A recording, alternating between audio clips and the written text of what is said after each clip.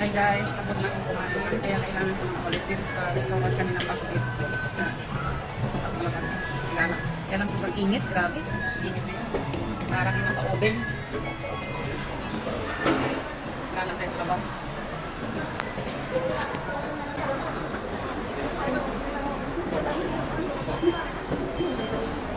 Ikot-ikot muna. Yan. Daming sale. Walang mapamili. Pero, sale daw siya. Pero ang price niya, tingnan niya ma'am. Oh.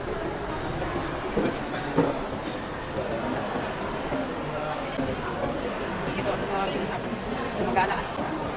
So, okay. Ang daming tao. Like it.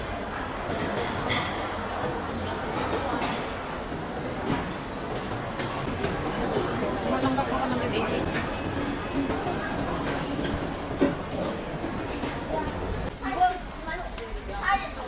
Hi everybody.